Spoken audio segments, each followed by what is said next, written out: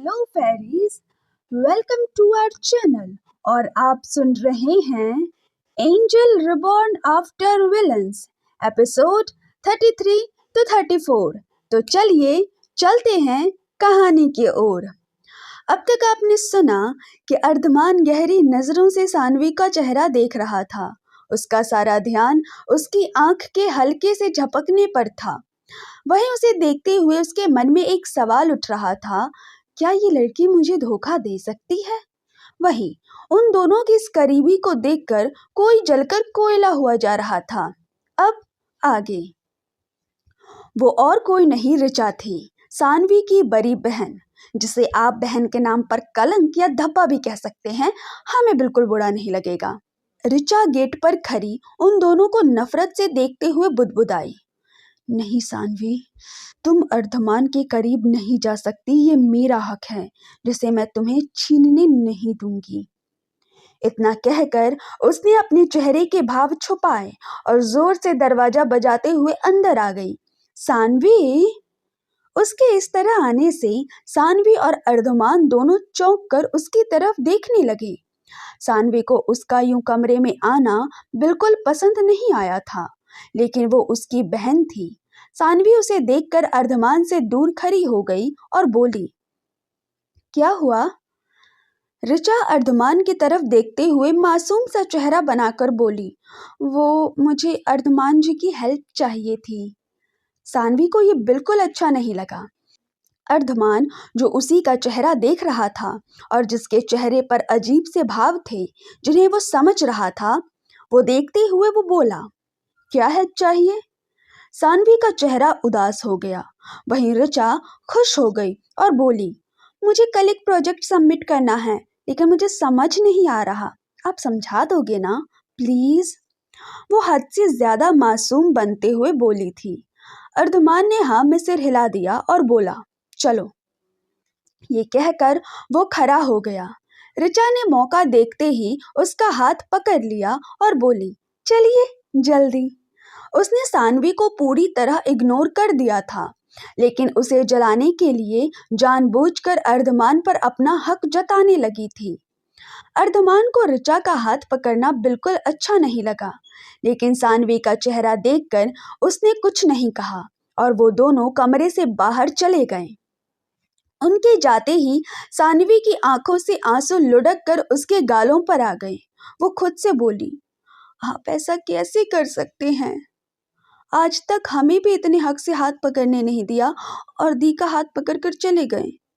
हाँ, जब भी सानवी अर्धमान पर हक जताने की कोशिश करती थी, वो उसकी इंसल्ट कर दिया करता था। सानवी की आंखों के सामने वो नजारा बार बार घूम रहा था, कैसे ऋचा उसका हाथ पकड़कर उसे ले गई थी। वो बोली, हमें हमें देखना चाहिए। इतना कहकर वो ऋचा के कमरे की तरफ बढ़ गई। ऋचा के कमरे में अर्धमान ऋचा के साथ कमरे में आया और बोला, क्या मदद चाहिए? ऋचा जल्दी से बोली, वो एक प्रोजेक्ट है, प्लीज आप समझा दो। अर्धमान ने हाँ में सिर हिलाया। ऋचा तुरंत लैपटॉप लेकर बैठ गई और बोली, अर्धमान जी आप भी बैठ जाइए। अर्धमान भी बैठ गया। ऋचा उसे प्रोजेक्ट दिखाने लगी। वहीं अर्धमान का पूरा ध्यान लैपटॉप पर था, लेकिन ऋचा उसे लस्ट भरी नजरों से घूर रही थी। उसने जानबूझकर अपनी नाइटी की पतली स्ट्रिप कंधे से नीचे सरका दी, जिससे उसका क्लीवेज साफ दिखने लगा। अर्धमान ने उस पर ध्यान नहीं दिया। ये देखकर ऋचा की मुट्ठी कस गई, लेकिन कुछ सोचकर उसके चेहरे पर शैतानी मुस्कान आ गई। वो बोली, अर्धमान जी एक मिनट, हम पानी पी ले? अर्धमान ने बिना उसके तरफ देखे हाँ में सिर हिला दिया। ऋचा उठी, टेबल तक गई, पानी पिया और फिर बेड की तरफ आने लगी। जानबूझकर उसने पैर स्लिप होने का नाटक किया। आह! अर्धमान ने आवाज सुनकर देखा, ऋचा जमीन पर गिरी हुई थी। वो तुरंत लैपटॉप रख कर खड़ा हुआ। Are you okay Richa? Richa drama करते हुए बोली, अर्धमान जी, मेरे मेरे पैर में बहुत दर्द हो रहा है। ऐसा लग रहा है जैसे मोच आ गई हो। Please help me. अर्धमान ने हाथ आगे बढ़ाते हुए कहा, खड़ी होने की कोशिश करो। ऋचा ने तुरंत उसका हाथ पकड़ लिया। खड़ी होने की कोशिश की लेकिन हो नहीं पाई। अर्धमान ने उसे सहारा देकर खड़ा किया और बिस्तर की तरफ ले जाने लगा। ऋचा ने जानबूझकर पूरा भार अर्धमान पर डाल दिया। बेड के पास आते ही उसने फिर गिरने का नाटक किया। संभालने के चक्कर में अर्धमान का बैलेंस बिगड़ा और दोनों बिस्तर पर गिर गए। ऋचा ने जानबूझकर अर्धमान का कॉलर पकड़ रखा था। अर्धमान उसके ऊपर था और वो नीचे। इसी पल यह नजारा सानवी ने देख लिया, जो अभी अभी कमरे में आई थी। सानवी की आंखों में आंसू आ गए। ऋचा ने शॉर्ट पतली स्ट्रिप वाला क्रॉप टॉप पहना था और उसकी स्ट्रिप कंधे से नीचे गिरी हुई थी, जिससे उसका क्लीवेज साफ दिख रहा था। ऊपर से अर्धमान उसके ऊपर था। सानवी को गलतफहमी हो गई। वो रोते हुए बोली, किरण दी सही बोल रही थी। आप सच में दी से ही प्यार करते हो और मुझे सिर्फ आई की मौत का बदला लेने के लिए शादी की है। वो और देख नहीं पाई। रोते हुए वापस अपने कमरे में भाग गई। अर्धमान तुरंत खड़ा हुआ। ऋचा होश में आई और मासूम बनते हुए बोली, सॉरी अर्धमान जी, गलती से मेरा पैर फिसल गया था। अर्धमान बोला, इट्स ओके। तुम्हें प्रोजेक्ट समझ आ गया? ऋचा बोली, हाँ। उसे समझना था भी नहीं, उसे तो बस अर्धमान को सानवी से दूर करना था। अर्धमान जाने लगा। ऋचा ने आवाज दी, अर्धमान जी। उसने उसकी तरफ देखा। ऋचा बोली, थैंक यू सो मच। आप मेरी और सानवी की इतनी हेल्प करते हो, इसके बावजूद कि सानवी ने आई के साथ कितना गलत किया था। अर्धमान की मुट्ठियां गुस्से से कस गई। उसके दिल में फिर से सानवी के लिए नफरत भर गई। ऋचा खुश हो गई क्योंकि यही वो चाहती थी। वो आगे बोली, सानवी की हर गलती के बाद भी आप उसका कितना ख्याल रखते हो, इसके बावजूद कि वो आपको धोखा दे रही है। अब अर्धमान का गुस्सा कंट्रोल से बाहर था। वो गुस्से में कमरे से निकल गया। पीछे से ऋचा ड्रामा करते हुए बोली, अर्धमान जी सुनिए तो सही। लेकिन वो जा चुका था। ऋचा हंसते हुए बोली, अब आएगा मजा। फिर नफरत से बोली, जितनी बार भी सानवी तुम मेरे अर्धमान जी के करीब जाने की कोशिश करोगी, मैं हर बार ऐसा करूंगी कि अर्धमान जी खुद तुम्हें सजा देंगे। इतना कहकर वो आराम से लेट गई। अब उसे चैन की नींद आने वाली थी। अर्धमान गुस्से से कमरे में आया। उसकी नजर मिरर के सामने बैठी सानवी पर गई, जो अपने ही सोच में गुम थी। उसकी आंखों से आंसू गिर रहे थे। अर्धमान आया तो गुस्से में था, लेकिन सानवी के आंसुओं ने उसे पिघला दिया। वो जब भी कितने भी गुस्से में हो, लेकिन उसके आंसू उसे हमेशा ही पिघला देते थे। वो इस लड़की को रोते हुए नहीं देख सकता था। अर्धमान ने सानवी को गोद में उठाया और लेकर बिस्तर पर चला गया। सानवी एकदम से हुए इस वाक्य से चौंक गई। सानवी चौंकते हुए बोली, छोड़िए ना अर्धमान। अर्धमान उसे लेकर बिस्तर पर गया और वो उसे लिटाने लगा, लेकिन वो उठकर बैठ गई और उसने कहा, मुझे अभी नींद नहीं आ रही है। सानवी के इतना कहते ही अर्धमान ने कहा, ठीक है, अगर तुम्हें सोने के वक्त में नींद नहीं आ रही है तो हम बेड एक्सरसाइज कर सकते हैं। ये आइडिया कैसा है बेबी? अर्धमान की बात सुनते ही सानवी का चेहरा लाल हो गया और वो उसके चेस्ट में अपना चेहरा छुपाते हुए बोली, मैं तो सो गई। वो समझ गई थी कि अर्धमान किस बारे में बात कर रहा था, जिससे उसके गाल भी हल्के से लाल हो गए थे। इसलिए उसने सोना ही सही समझा था। अर्धमान के चेहरे पर जो कम ही दिखती थी, एक हल्की सी स्माइल आ गई। उसने साइड से लाइट का ऑफ स्विच कर दिया और आंखें बंद कर ली। क्योंकि दोनों डॉक्टर थे, वो ना तो अपनी जॉब स्किप कर सकते थे और ना ही छुट्टी ले सकते थे, इसलिए उन्हें वक्त पर जाना पड़ता था। अर्धमान और सानवी दोनों एक दूसरे की बाहों में सुकून से सो गए थे। अगली सुबह इंटरनेशनल कॉलेज एंड हॉस्पिटल। राहत भागते हुए अपनी क्लास की तरफ जा रही थी, क्योंकि उसे आज भी लेट हो गया था। अगर आक्रोश उससे पहले क्लास में आ गया तो पता नहीं वो उसे क्या पनिशमेंट देगा।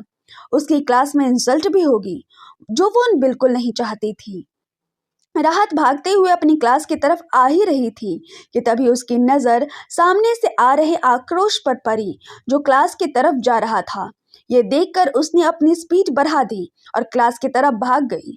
वहीं आक्रोश की नजर उस पर चली गई, जिससे उसके कदमों की स्पीड भी तेज हो गई। लेकिन राहत क्लासरूम के अंदर चली गई। राहत सीधे अपनी बेंच पर जाकर बैठ गई और गहरी गहरी सांस लेने लगी, क्योंकि भागकर आने से उसकी सांसें फूल गई थी। मयंक और लैला कुछ बोलते उससे पहले ही आक्रोश क्लास में आ गया। उसे देखकर दोनों चुप हो गए। वहीं सारे स्टूडेंट फिर से खड़े हो गए। आक्रोश ने बैठने का इशारा किया और राहत को गुस्से से घूरा, लेकिन राहत ने उस पर ध्यान ही नहीं दिया। आक्रोश ने पढ़ाना शुरू किया। राहत मयंक से धीमी आवाज में बोली, आज ये एंग्री एंगर कितनी देर तक क्लास लेंगे? मयंक भी धीमी आवाज में बोला, क्यों, तुम्हें क्या करना है? राहत धीमी आवाज में बोली, वो हम भागकर आए ना, तो बहुत तेज भूख लग रही है। हालांकि उसने घर पर नाश्ता किया था, लेकिन इस कॉलेज का एरिया इतना बड़ा था कि बेचारी आक्रोश के डर से इतनी दूर से भागकर आई थी, जिससे उसे भूख लग गई थी और उससे भूख बर्दाश्त नहीं होती थी। मयंक उसे घूरते हुए धीमी आवाज में बोला, तो जल्दी आना चाहिए था ना। राहत क्यूट सा मुंह बनाकर बोली, हम तो घर से जल्दी ही निकले थे, लेकिन पता नहीं कैसे उसका हाथ अपने सिर पर आ गया, जहां टक करती हुई कोई चीज आकर लगी थी। मयंक ये देखकर हड़बड़ा गया। उसने सामने देखा, जहां आक्रोश गुस्से से उन दोनों को ही देख रहा था। दरअसल आक्रोश पढ़ा रहा था, लेकिन जैसे ही वो घूमा, उसकी नजर खुसफुसाते राहत और मयंक पर गई। इससे उसे गुस्सा आ गया और उसने वहां पर रखा एक मार्कर सीधे राहत की तरफ फेंक दिया, जो उसके सिर पर लग गया था। राहत ने सिर सहलाते हुए बोला, कौन है ये पा? उसने बोलते हुए सामने देखा तो उसकी बोलती बंद हो गई, क्योंकि सामने आक्रोश गुस्से से उसे ही देख रहा था। आक्रोश गुस्से से बोला, गेट आउट। राहत उसकी तेज आवाज सुनकर एक बार तो डर गई, क्योंकि उसने कभी किसी को इतना गुस्सा करते नहीं देखा था। वहीं बाकी स्टूडेंट्स के लिए यह सब एंटरटेनमेंट लग रहा था। राहत उसे देखने लगी, जिसे देखकर आक्रोश गुस्से से चिल्लाते हुए बोला, निकलो बाहर अभी के अभी। राहत ये सुनकर मन में बोली, अरे वाह, ये हमें क्लास से निकाल रहे हैं, अब हम जाएंगे खाना खाने। उसके चेहरे पर खुशी से चमक आ गई।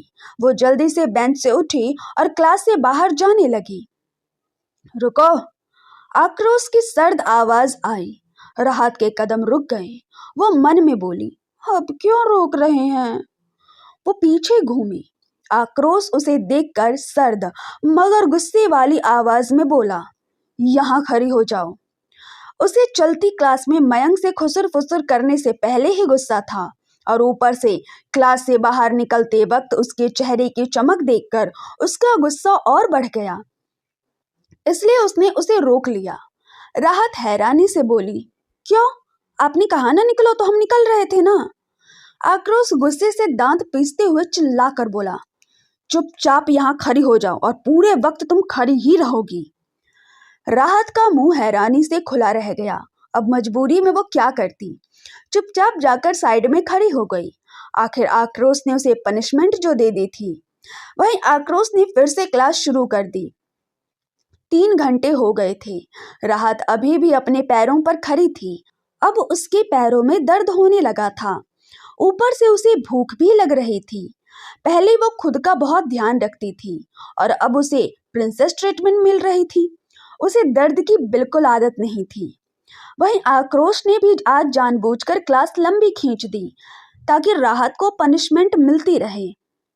मयंक और लैला को राहत का चेहरा देखकर बहुत दुख हो रहा था, जबकि बाकी क्लास वालों को मजा आ रहा था। आक्रोश की नजर राहत पर गई। उसका चेहरा अब रोने जैसा हो गया था। उसे खड़ा भी नहीं हुआ जा रहा था। वो दीवार का सहारा लेकर खड़ी थी और पैरों को बार बार झटक रही थी। ये देखकर आक्रोश क्लास से बाहर चला गया। उसके जाते ही राहत वहीं नीचे बैठ गई और पैरों को लंबा कर लिया। ये देखकर मयंक और लैला उसके पास भागते हुए आए। वहीं क्लास को ये सब उसका ड्रामा लग रहा था और उन्होंने खुसुर फुसुर शुरू कर दी। आज तो डॉक्टर आक्रोश ने इस लड़की को सही सजा दी। हाँ यार, मजा आ गया। लेकिन बेचारी को देखो तो सही, मुंह कितना सा हो गया है। ऐसे बदतमीज लोगों के साथ यही होना चाहिए। बिल्कुल सही कहा तुमने। वैसे भी सबका टेंशन पाने के लिए ड्रामा कर रही होगी। हाँ सही है, वैसे भी ये नौटंकी ही है। स्टूडेंट ऐसी बातें करते हुए क्लास से बाहर चले गए क्योंकि लंच टाइम हो गया था। वहीं मोनी ये सब देखकर काव्या से बोली, अच्छा हुआ, इसके साथ तो यही होना चाहिए था। काव्या मासूमियत से बोली, नहीं मोनी, किसी के बारे में ऐसे नहीं बोलते, अब चलो यहाँ से। ये बोलकर वो उसका हाथ पकड़कर चली गई। लैला राहत से बोली, राह, तुम ठीक हो? राहत थकी आवाज में बोली, पानी। मयंक ने जल्दी से सीट से पानी की बोतल ली और राहत को पानी पिलाया। बेटर? राहत ने ना में सिर हिलाते हुए कहा, पैरों में बहुत दर्द हो रहा है। मयंक फिक्र भरी आवाज में बोला, मैं तुम्हारे पैरों पर दर्द का स्प्रे कर देता हूँ। राहत ने हाँ में सिर हिला दिया। मयंक ने अपनी सीट से बैग लिया और उसमें से दर्दनाशक स्प्रे निकाला। वो डॉक्टर की पढ़ाई कर रहे थे, इसलिए ऐसी चीजें पास रखते थे। लैला ने राहत के जूते खोले तब तक मयंक आ गया था। जैसे ही दोनों की नजर राहत के पैरों पर गई, दोनों चौंक गए क्योंकि उसके पैर पूरे लाल हो गए थे और सूजे हुए भी लग रहे थे।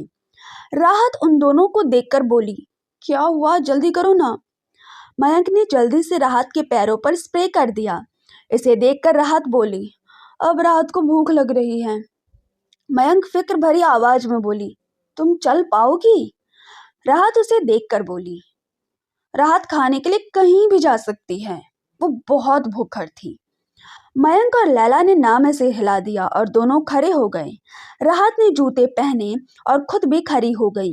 ये देखकर लैला ने उसका एक हाथ पकड़ लिया और दूसरी तरफ से मयंक ने। ये देखकर राहत के चेहरे पर स्माइल आ गई। फिर तीनों दोस्त कैंटीन चले गए। राहत ने वहां खाना खाया। तीनों ने साथ में खाना खाया और फिर वापस क्लास में चले गए। वहीं राहत को ठीक देखकर कुछ स्टूडेंट्स बोले, देखा, मैंने कहा था ना कि ये ड्रामा कर रही है। हाँ, इतनी जल्दी कौन ठीक हो सकता है, ये एक नंबर की ड्रामेबाज है। राहत के बारे में ऐसे ही खुसर फुसर हो रही थी। मयंक और लैला को गुस्सा आ रहा था, लेकिन राहत को इन बातों से कोई फर्क नहीं पड़ता था। वो अपनी ही धुन में थी। वहीं बाकी डॉक्टर आए और उन्होंने भी उनकी क्लास ली। आज का दिन कॉलेज में ऐसे ही बीत गया। तो आप सुन रहे थे ये रहस्यमयी कहानी एंजल रिबॉर्न आफ्टर विलेंस, मेरे यानी श्रुति चौधरी की आवाज में। ये कहानी आपको कैसी लग रही है, कमेंट में बताइए। चैनल को सब्सक्राइब कीजिए, लाइक कीजिए, शेयर कीजिए और हमारे साथ बने रहिए राहत और आक्रोश के इस रोमांच भरे सफर में। Thank you.